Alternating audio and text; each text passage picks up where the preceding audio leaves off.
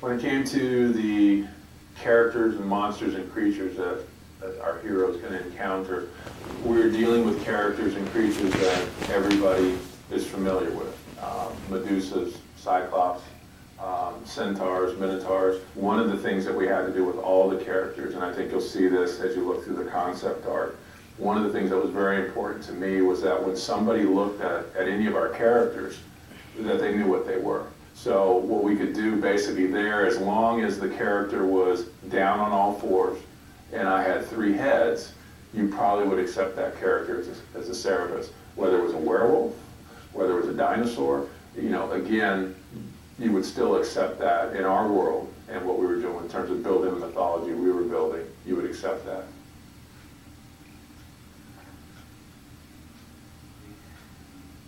As far as a game creature is concerned, mostly what was fascinating me was the deep sea creatures and how freaky they looked. And I was trying to pull up on some of that, and I did a number of different types of hydra.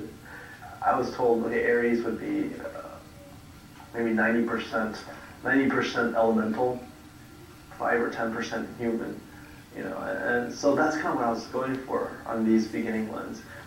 He's just pure power, you know, almost like he's this unstoppable force. And then, you know, they liked it.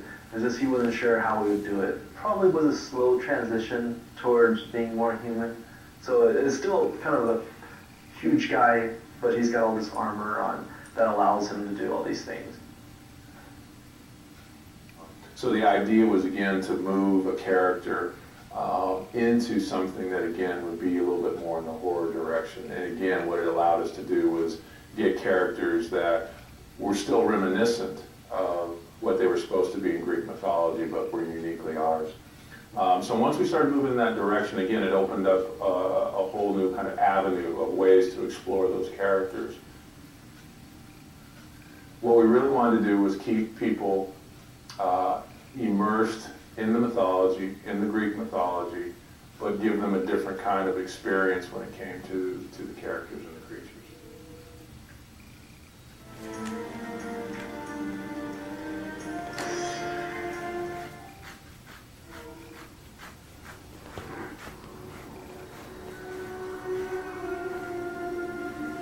When men asked for the origin of Kratos, the true tale was never known.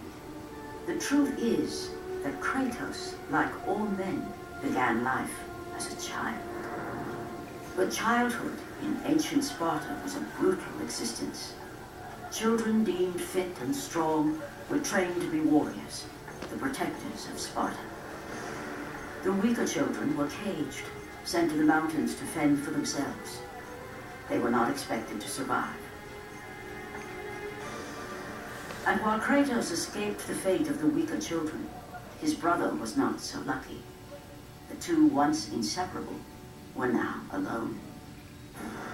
Kratos would become legend, but the story of his brother has gone untold. A child left in the mountains, he had died years before. Coming of age in the underworld, he had but one desire: revenge against the brother who deserted him all those years ago.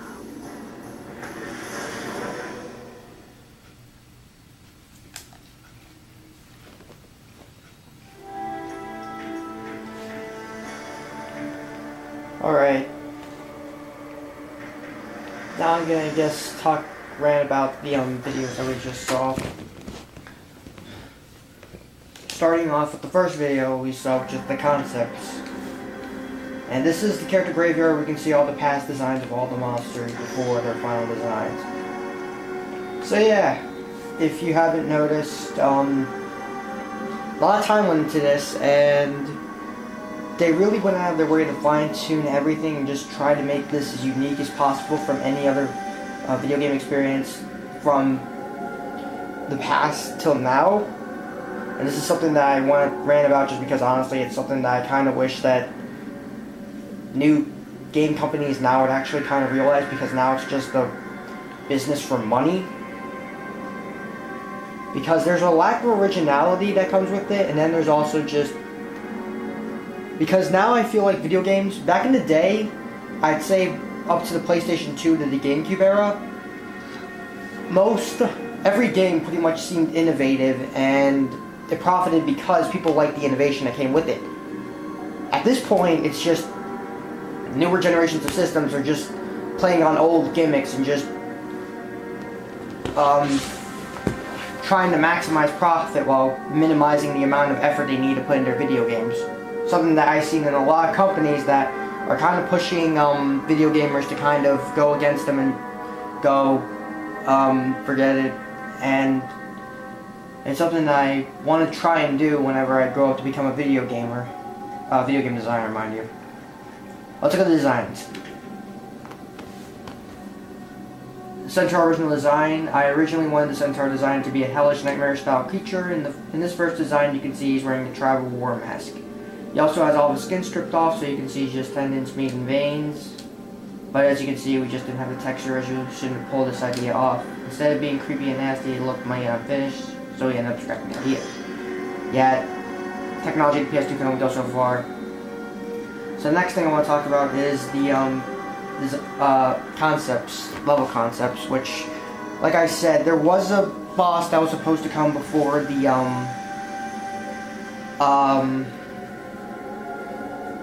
facing off against before getting Pandora's box, which I thought was a great idea, but unfortunately they weren't able to pull it off because of time restraints and time restraints basically. And also the Icarus wings, which is something that, even though it's not introduced in this game, it will be introduced in God of War 2 and 3, because obviously they like the idea, and the Phoenix comes back in God of War 2 as a different, more like, kind of like a horse in a way. Cyclops version 1, Frogman. This was our first pass to the Cyclops. It was crafted because, as you can see, it sort of looked like the frog. It was totally non-threatening design, and I'm glad we killed it. Yeah, it doesn't look that scary to me. Cyclops version 2, Red Eye. We were having a hard time getting the single eye of the Cyclops models to read. It was really hard for players to see that the model only had one eye, so this model was an attempt to bring the single eye concept to the attention of players.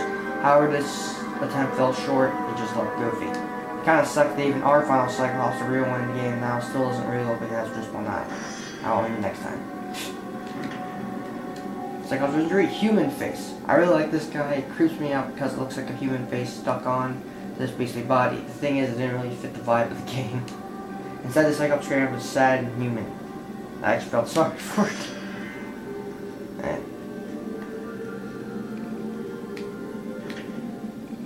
The cartoon Cyclops. This guy felt too cartoony for the game. This version is more like a character you'd see in a T-rated platformer. I'm trying to think what else I can talk about, because I feel like there's something else. Oh yeah, Kratos himself. Yes, like I said, Kratos was actually introduced the idea of an anti-hero with, like, heroes with a dark past kind of feel to it. Yeah, it's Santa Claus version 5 action figure. This version was pretty neat, but it was just too cartoony and felt like a toy. The skulls on the chest made it feel like one of those accessories you get when you buy an action figure. Santa Claus version 6 Patchwork Cyclops. Now this guy was nasty. I still think he was pretty cool. Looking at him now, I'm wondering why we didn't use him. I'm sure there was a good reason, but I just can't recall. Sure, the eye looks bad, but that could have been fixed, but the body texture is really cool. Better keep this guy in mind for future projects he's great. This one doesn't look too bad. Giant in the diaper. This was a placeholder for the hero. We needed something to put in the game when we were still locking the design of Kratos. This model was always meant to be a throwing model, even so I had no clue I always chose to model the fact that we're in a diaper. Boy, if Kratos knew we looked back then. Wow. Just wow. They couldn't have put a stick figure? Kratos version 2 Medieval Warrior. This model looked too medieval for the ancient Greek setting. Still, I like this guy. I think he's kind of cool. There's something very heroic about him that works for me. I guess he didn't... Although in this game it kind of wouldn't work because he seems more Justice style than an actual villain. The actual dark... Than actually like Kratos. I think he looks more like a hero that brings justice. Looks like Fortitude Cube. Kratos version 3 Dreadlocks. Our first art director wanted this to be the hero. I could tell he was really into this design, so I tried to support it, but it just didn't sit well with me. This model's not brutal enough, not vicious enough to be a start of God of War. I'm glad I changed it, even though I think it pissed off the art director. There's drawing Kulor Kratos. Well, hang on. Let me see if I can actually get a better view at it. There we go. This is my favorite design for Kratos. We could not use it, however, because there was too much detail in the armor. When we put this one in the game, the detailed background as the herd did not look very good. Maybe if we had another Kratos, more powerful hardware, we could use this cool weapon and work better on their technology. Looks cool. Blue tattoo. Almost the final Kratos design. We wanted red tattoos with white skin, but the color scheme was too cliche, so we decided on blue. Blue for a while, but I could not live with it. My gut said red tattoos were the way to go. Yeah, now I'm glad we changed this. I like red tattoos much better. Yeah, it does. And these are the last three. The main thing you notice is your feet. In the following game, she has no feet, just a tail. Animating 5 feet slithering all around just proved to be too much. Also note that this character has nipples. She was pretty at the start of the game, and all the female monsters had nipples. And Cyclops even had a penis. I really want the monsters to come off like wild animals, like things you would see at the zoo, so I thought those elements helped. At the end of the day, we got to keep the nipples, but we lost the penis on the Cyclops. Or Cyclops. I wonder why. Skeleton version 1, old school, inspired by many action-adventure movies that I just grew up with. This was our first skeleton slash zombie slash undead soldier. At the end of the day, we felt this was too plain, designed for today's audience. So hardcore, this simple design was really resonating with those who had grown up the adventure books in the 1970s, but we wanted God Wars characters to be more original, so we scrapped the idea. Like I said, back in the time when video games were spent time on to be original, and under to helmet head. Really great design. I do like this one. I love the skeleton head and how the bone itself is shaped like a Roman Greek helmet. And yeah, cool as the design was, it did not look all that good when we got fighting these guys on the screen. So they wanted something simpler. Kinda sucks. This would have been a really awesome enemy to see in the game. But yeah, that's the character graveyard. And funny enough, you have the Chaos Blades in there, but there's not really much to do. But yeah, I guess that's all I gotta say. I won't do this until near the end.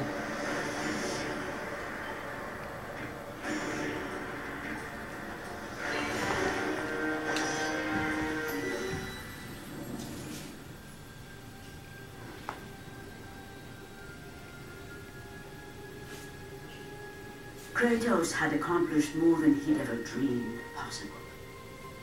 But he did not sit easily on his new throne. There was a secret in his past even he did not know. A secret he burned to uncover. Born out of wedlock, Kratos was the bastard child of a shunned woman. There were rumors as to who the father was. Rumors that grew more and more preposterous. Until the woman finally left her small village. She swore a new life in Sparta. Kratos would never know the truth. Never know who his father really was. But now, as a man, Kratos returned to Sparta, determined to find his mother and discover the truth. Kratos' mother was not long for this world. Before she passed, Kratos demanded she tell him the truth. His mother knew the price she would pay if she revealed the name of Kratos' father. But it was time, at last, for her son to know who he was. No word need be spoken to bring about the prophecy of the curse. She was transformed into a merciless beast, one which would destroy even her own son. Putting aside the last remnants of affection for his mother, Kratos destroyed the beast she had become. With her last breath, she spoke the name of his father. For Kratos was no mere mortal. He was the son of a god. He was the son of Zeus, the father of Olympus. And with that knowledge came the certainty that one day soon he would take his revenge against the father, against the god who had abandoned him all those years ago.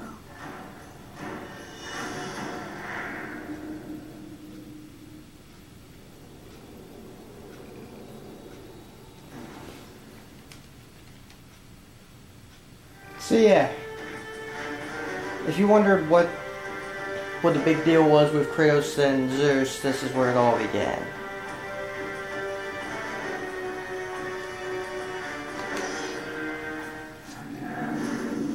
The tale of Pandora's box remains to this day. After the weapon was taken from the temple, the structure endured. Kronos the Titan lived another 1,000 years, wandering the desert. That was long ago. The temple has gone silent, and the beast who bore it for so long has died. Relics of a world long past. But all myths need not be from the ancient times. Today, a band of explorers will make their way inside the just-discovered structure and find for themselves that the temple still holds many dangers and many secrets. Soon, as with all greatness, a new hero will emerge.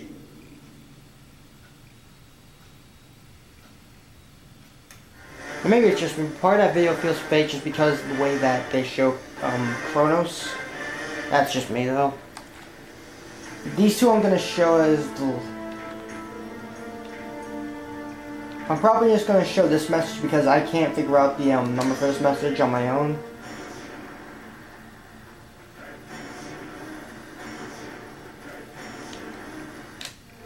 Yeah, I really don't. I don't know how to figure out this message, but I will show off this message before I'm done. But yeah, I showed everything off. There's in-game movies. There's in-game movies and credits, which I'm not going to show off. There's the additional costumes, which you can get for doing in-game plus. You can do it on any mode except for which I'm going to show off right now, I guess, but I'm not going to actually use them. There's regular Kratos, the Chef of War, which is preferred skills magic. Oh, Bubbles is. Oh, I guess I'm wrong. The preferred skill here is health. Tycoonius, of course, is experience. The Dairy Bastard skill of choice is magic. Ares' armor is armor. Yep. Next time we do this, we're going to do the last couple bits, which is the Challenge of the Gods. And I'll show off this message, and then that'll be it. See you then.